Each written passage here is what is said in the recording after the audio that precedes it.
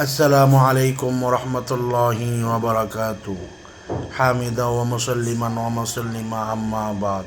প্রিয় দর্শক শ্রোতা, আমি একজন কিডনি স্পেশালিস্ট ডায়ালিসিস রোগী। আমাকে প্রতি সপ্তাহে 2বার ডায়ালিসিস করতে হয়। এই ডায়ালিসিসের কারণে নানাবিধ সমস্যার মধ্যে আমি জর্জরিত হয়েছি। নানাবিধ সমস্যার মধ্যে আমি আছি এখন। আমার শরীরের ভিতরে নানা ধরনের প্রবলেম দেখা দিয়েছে। এই প্রবলেমের কারণে আমাকে অনেক অনেক সমস্যার সম্মুখীন হতে হয়। যেমন শরীরে কোনো শক্তি নাই, ডায়ালিসিস করার কারণে শরীরে কোনো শক্তি নাই, কাজ করে চলাফেরা করে আনন্দ পাই না, স্বাচ্ছন্দ্য বোধ করি না। আমি যা কিছু করি জোর করে করি, মনোবল দিয়ে করি, ইচ্ছা করে করি না। ইচ্ছাকে জাগিয়ে তারপর আমাকে কাজ করতে হয়। এরপরে আমার শরীরের রক্তের ভিতরে ভাইরাস ধরা পড়েছে, বি ভাইরাস, যার দরুন আমাকে ভাইরাসের জন্য টিকা প্রদান করতে হয়। এছাড়াও আমার হার্টের সমস্যা দেখা দিয়েছে। হার্টের সাইজ বড় হয়ে গেছে, কিডনির রং চেঞ্জ হয়ে গেছে, কিডনি সাদা হয়ে গেছে, কিডনি সাইজ ছোট হয়ে গেছে। নানাবিধ সমস্যার মধ্যে আমি আছি।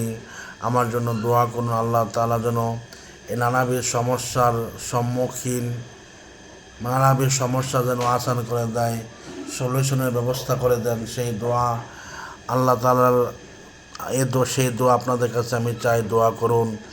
প্রিয় দর্শক শ্রোতা, আপনি যদি কিডনিতে কোনো সমস্যায় ভুগতে থাকেন অথবা শরীরে কোনো অসুস্থতাতে ভুগতে থাকেন, তাহলে আর দেরি করবেন না, কাল বিলম্ব করবেন না।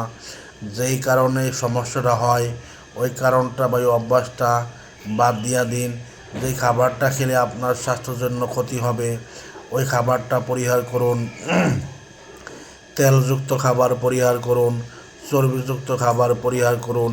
কিডনি সমস্যা হয় এমন খাবার দাবার থেকে নিজেকে অ্যাবাউট রাখুন, পরহেজ রাখুন, পরিত্যাগ রাখুন। নতুবা ওদের ভবিষ্যতে বড় কোনো বিপদ হলেও হতে পারে। ব্যায়াম করুন, স্বাস্থ্য সচেতন হন, হালালাং তৈয়িবা সুস্বাস্থ্যকর খাবার গ্রহণ করুন। নতুবা আমার মতো ভুক্তভোগী আপনারও হতে হবে। কিডনি সম্পর্কে, হার্ট সম্পর্কে, লিভার সম্পর্কে জ্ঞান রাখুন। এই অঙ্গ প্রত্যঙ্গের কোনো সমস্যা আছে কি না তা ব্লাড টেস্টের মাধ্যমে চেক আপ করে রাখুন। ব্লাড টেস্ট আছে কি না ব্লাড প্রেশার মাপার দ্বারা চেক করে রাখুন। ব্লাডে সুগার আছে কি না, ডায়াবেটিস আছে কি না মেপে দেখুন। স্বাস্থ্য সম্পর্কে অবগত হন, নিজেকে ভালোবাসুন, নিজের শরীরকে ভালোবাসুন, নিজের সম্পর্কে জ্ঞান নিন, নিজের স্বাস্থ্য সম্পর্কে জ্ঞান নিন। এগুলো নিলে আপনার অনেক উপকার হবে, আপনার পরিবারের অনেক উপকার হবে।